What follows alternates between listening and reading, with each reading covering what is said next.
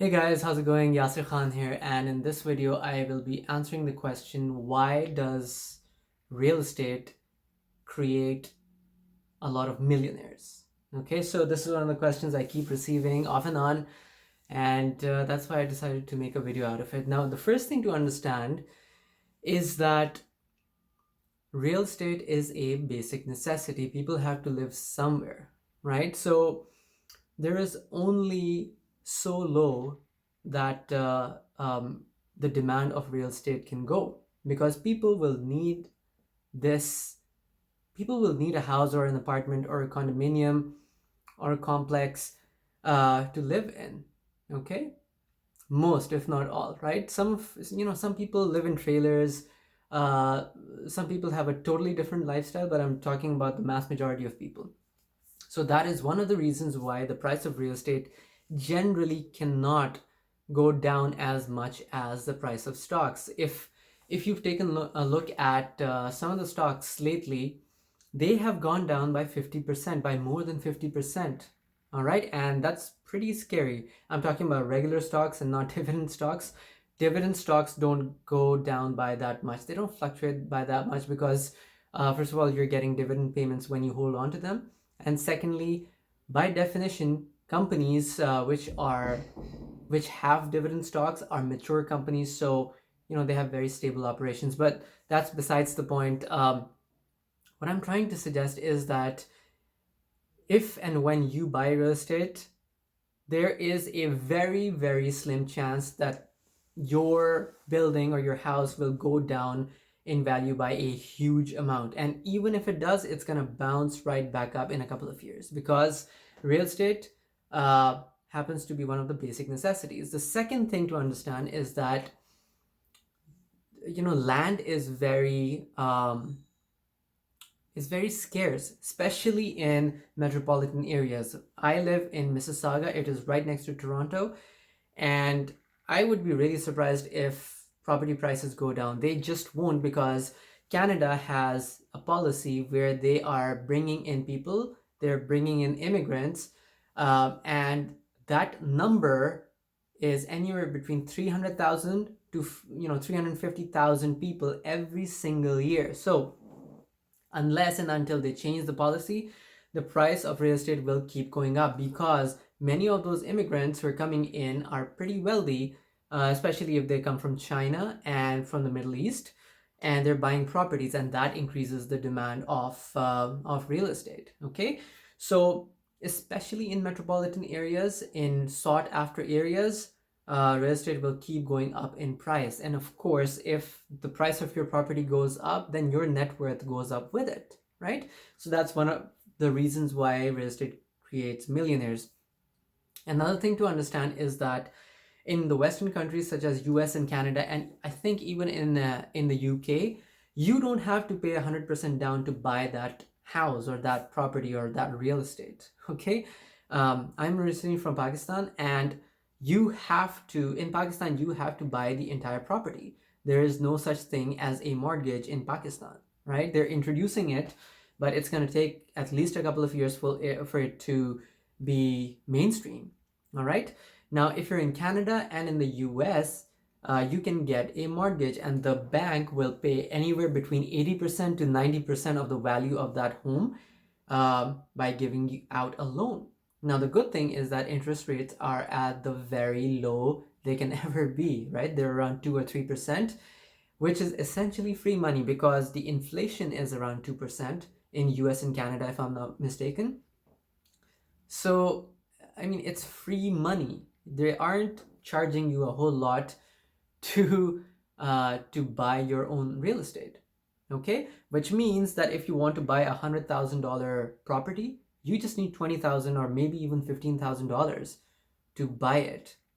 Okay, and because of that, people who really know what they're doing, who understand that they can borrow to buy property, they're using the law of leverage to make themselves very rich. Because if you put down only 20% and the bank loans you 80% of the value of the house, well, if the property you bought goes up by $100,000, you pocket most of that gain, and not your bank. The bank has just given you a loan. They're not in partnership with you.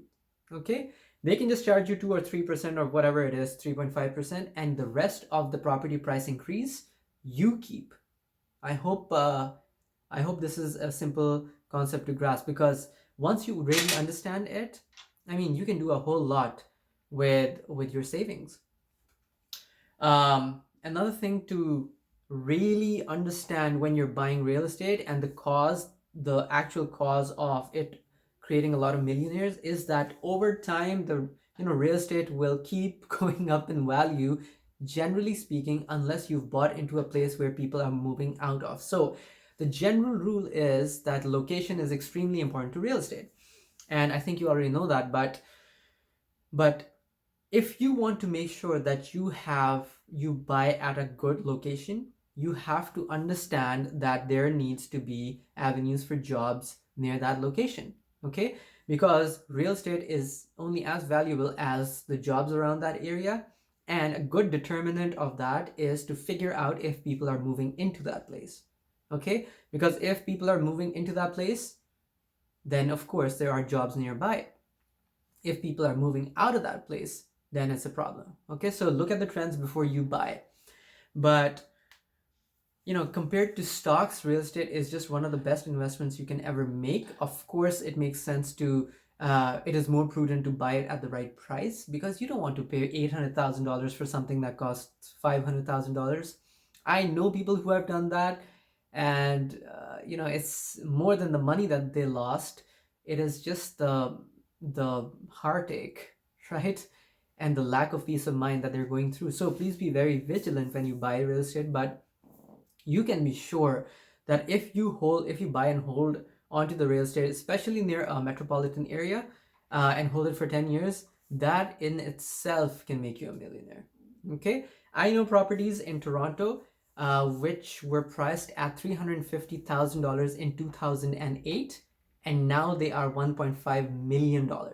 Now, if you've been following this channel, I always tell people never to invest for capital gains, which means that you should never buy in the hopes of selling for a higher price later.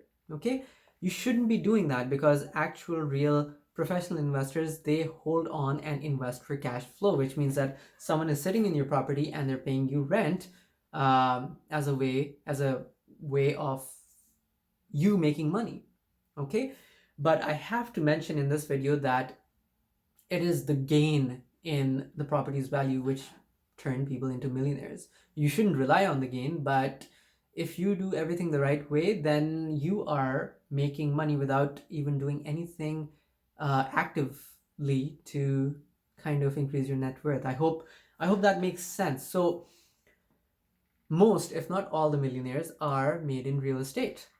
Okay, some of them are business owners, sure. Some of them are surgeons, lawyers, doctors, all these high paid professions, but the vast majority of them are real estate millionaires, because a good rule of thumb to get really, really rich is to make money in business and invest it into real estate. Okay, I'm gonna say it again.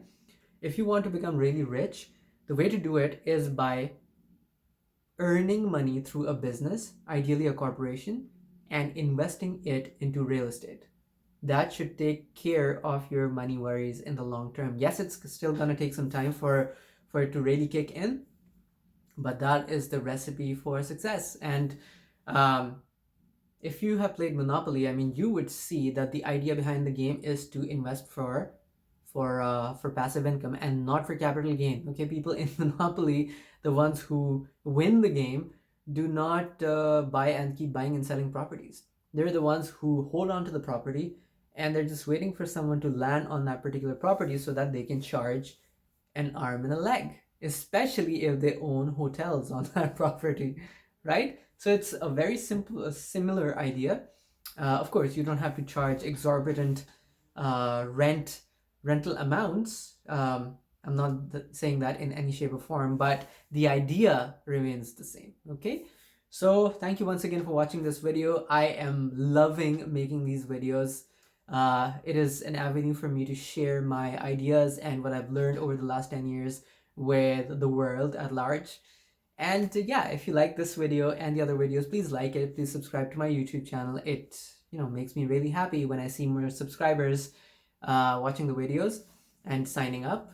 And this will give me an incentive to keep making these videos every single day. Okay, so thank you once again, and I'll talk to you soon. Take care.